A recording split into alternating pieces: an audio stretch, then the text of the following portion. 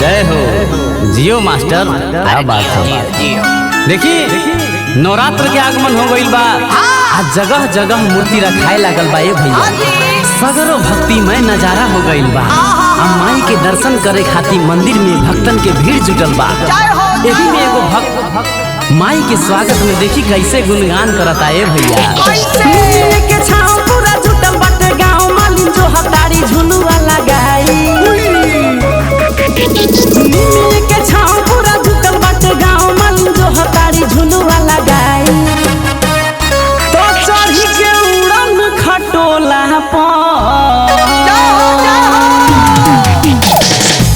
तो चढ़ी के उड़न खटोला दुर्गा माई।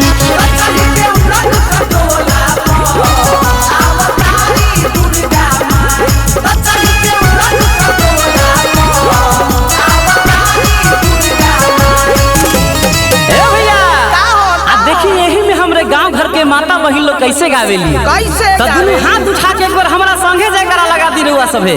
प्रेम से बोली शेरा वाली मैया की। आओ मास्टर तनी मेजर में। निमिया के डाढ़ मैया लागलिया सनवा हो के झूली रे झूली ना।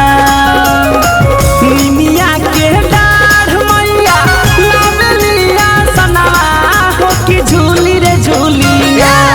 हो के झूली रे झूली ना। कि मैया मोरी गावेली गीतिया हो के झूली रे झूली ना। मैया मोरी गावेली गीतिया हो के झूली रे झूली ना।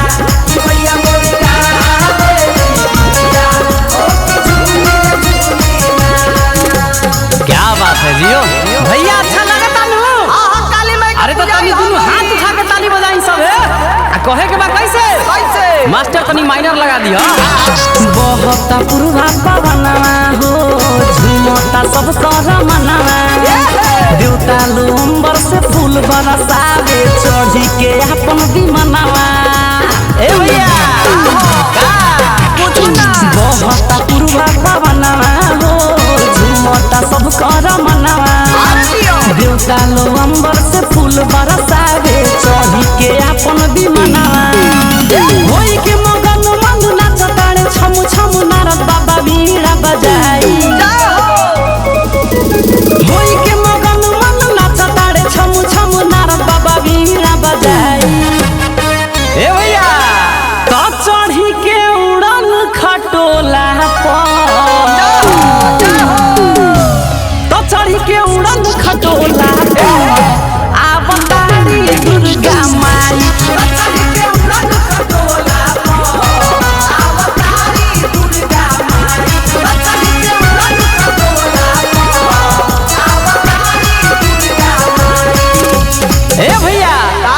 देखिए यही नवरात्र में एगो पत्नी अपना पति से कैसे कहताड़ी। पति से कैसे झूम के अम्मा लगवला पिया हो महुआ रे लगवला। अम्मा लगवला पिया हो महुआ रे लगवला। काहे ना लगवला पिया हो कि काहे ना लगवला पिया हो। अनिमिया के गछिया काहे ना लगवला पिया हो। अनिमिया के गछिया जोड़ा नहीं के कोनो। राधे शर्मा जी के गीत अनुराग सर के म्यूजिक के कोनो जवाबे नहीं के। छा जाइए छा जाइए। आ देखी होने राधा जी मुस्की मार के झूमताड़ी। आकाश बिट्टू आजा बाबू झूम के। चम चम चमकेला मोहनी मूरतिया शोभा बढ़ावेला ज्योति।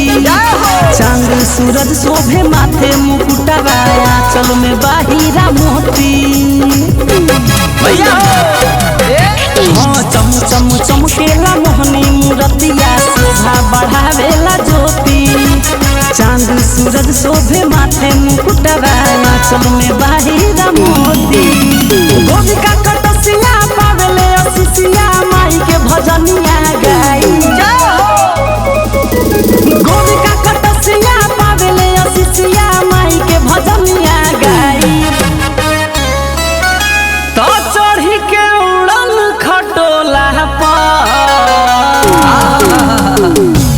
तो चढ़ी के उड़न खटोला आवता